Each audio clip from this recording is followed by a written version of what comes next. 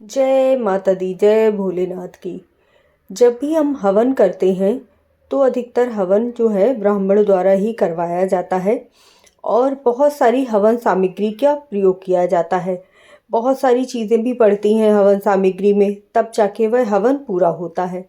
लेकिन जब हम आहुति देते हैं तब हमें थोड़ी सी चीज़ों की ही ज़रूरत होती है, लेकिन एक एक चीज़ विशेष बहुत ज़्यादा होती है, क्योंकि जो भी आप चीज़ माता रानी को अर्पित करते हैं वह उनके भोग के समान है। वह भोग अग्नि में जाते ही माता रानी उसे तुरंत स्वीकार करती हैं। तो इसीलिए कहा जाता है कि हमें नवरात्रि के समय छोटी सी आहुति अपने घर में प्रतिदिन ही देनी चाहिए। जो भी हमें भोग में माता रानी को समर्पित करना हो, वो हम माता रानी को अग्नि के द्वारा, ये छोटी सी आहुति के द्वारा समर्पित करते हैं। तो आपको कौन कौन सी चीज़ें हैं जो इसमें समर्पित करनी है, जिससे कि छोटे सा हवन ही आपके घर में प्रॉस्पेरिटी लेकर आए, धन लेकर आए, नकारात्मक ऊर्जा को दूर कर दे। बहुत छोटा सा हवन है, लेकिन आपके लिए खुशियाँ बहुत ज़्यादा हैं। प्रतिदिन ही आपको ये हवन अपने घर में ज़रूर करना चाहिए। हवन करने के लिए आप कोई भी मिट्टी का पात्र ले लीजिए। आप चाहें तो आम की लकड़ियों से भी हवन कर सकते हैं, या फिर जो गाय का गोबर का उपला आता है ना, उससे भी आप हवन कर सकते हैं। थोड़ा सा कपूर रखकर गाय के गोबर को थोड़ा सा जला लीजिएगा। तो सबसे पहले तो आपको लौंग का जोड़ा माता रानी को ज़रूर ही अर्पित करना है। वैसे आप पान के पत्ते पर रखकर भी अर्पित कर सकते हैं, लेकिन इस तरह से अग्नि प्रज्वलित करके जब करते हैं ना, तो माता रानी उस भोग को बहुत जल्दी स्वीकार कर लेती हैं। 2 इलायची का जोड़ा लेकर ही आपको माता रानी को समर्पित करना है। बताशे माता रानी को बहुत प्रिय होते हैं। थोड़ा सा शहद इस अर्पित कर दीजिए। माता रानी को शहद बहुत ज़्यादा प्रिय होता है। आप चाहें तो एक मीठा पान बनवा लीजिए जिसमें लौंग, सुपारी और इलायची हो। वो मीठा पान आप इस तरह से अग्नि में समर्पित कर सकते हैं। आगे वीडियो में देखिएगा कि आपको बोलना क्या है।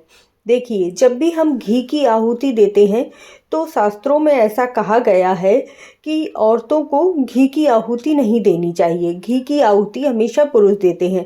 जब भी आपके घर में कभी भी यज्ञ वगैरह हुआ होगा तो आपने देखा होगा कि दोनों लोग बैठते हैं, जोड़े में बैठते हैं, और उसके बाद जो हवन सामग्री होती है वह स्त्रियों के हाथ में होती है, या फिर हम लोग सिर्फ हाथ लगा लेते हैं और पुरुष यज्ञ में घी डालते हैं। तो इसीलिए कहा जाता है कि औरतें ये घी की आहुति नहीं देती हैं। तो आप जब घी की आहुति देंगे तब आपको स्वाहा नहीं बोलना है। मतलब ऐसे ही माता रानी को भोग की तरह आप घी समर्पित कर रहे हैं, क्योंकि माता रानी को, शैलपुत्री माता को प्रथम दिन में घी का भोग अर्पित किया जाता है। तो आप इस तरह से घी अर्पित कर रहे हैं, सिर्फ हवन नहीं कर रहे हैं उसका, ये समझिएगा। तो इसीलिए आपको स्वाहा नहीं बोलना है। तब आप क्या बोलेंगे ये भी आगे वीडियो में देखिएगा। और चीज़ें आपको और क्या क्या आप अग्नि में समर्पित कर सकते हैं जो माता रानी को प्रिय हैं, जो यदि आप माता रानी को चढ़ाएंगे तो माता रानी बहुत प्रसन्न होती हैं। पंचमेवा माता रानी को ज़रूर चढ़ाइएगा। पंचमेवा में काजू, बादाम, छुआरा और नारियल, सूखा नारियल जो होता है ना, वो माता रानी को जब समर्पित किया जाता है तो माता रानी बहुत प्रसन्न होती हैं। और वैसे भी माता रानी को नारियल बहुत ज़्यादा प्रिय है, तो नारियल भी माता रानी को समर्पित कीजिएगा। इसके बाद आता है मखाना। जब आप मखाना माता रानी को समर्पित करते हैं ना, तो माता रानी बहुत प्रसन्न होती हैं। एक सबसे जादुई चीज़ आपको बताती हूँ जो आपको ज़रूर ही माता रानी को समर्पित करनी है। वह है राई, पीली वाली सरसों। इस नवरात्रि पर आप अपने पूरे घर में राई प्रतिदिन छिड़किएगा और फिर सुबह झाड़ू लगाते हुए उसे आप निकाल दीजिएगा। और इसके साथ ही माता रानी को जब आप आहुति देते हैं तब भी आप पीली सरसों ज़रूर ही अर्पित कीजिएगा। इससे आपके घर में कभी भी कर्ज नहीं होगा, कभी भी धन का अभाव नहीं होगा। ये छोटी सी आहुति ही आपके घर में प्रॉस्पेरिटी, धन, जितनी भी समस्याएं हैं सब दूर कर देगी। और धन से संबंधित परेशानियां हैं ना, वो आप जब राई अर्पित करेंगे प्रतिदिन तब वह दूर हो जाएंगी। इसीलिए माता रानी को राई ज़रूर अर्पित कीजिएगा। और ये आहुति आपको किस किस के नाम से देनी है? तो पहली आहुति हम गणेश भगवान के नाम से देंगे, दूसरी हम जो ग्राम देवता हैं हमारे उनके नाम से दी जाएगी। उसके बाद जो देवतागण हैं, इंद्र देवता, वरुण देवता, वायु देवता, देवताओं के नाम से ये आहुति दी जाएगी। एक आहुति आप अग्नि देवता के नाम से भी देंगे, क्योंकि अग्नि में सारी चीज़ें प्रज्वलित की जा रही हैं। यहीं से हम आवाहन करते हुए माता रानी को सारी चीज़ें समर्पित कर रहे हैं।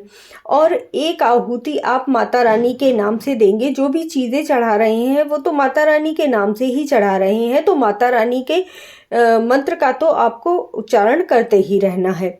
उसके बाद ब्रह्मा विष्णु महेश के नाम से एक आहुति दी जाएगी। इसके बाद आप आहुति देंगे अपनी कुल देवी के नाम से। जो भी हो आपकी कुल देवी या कुल देवता जो भी हो उनके नाम से आहुति देंगे।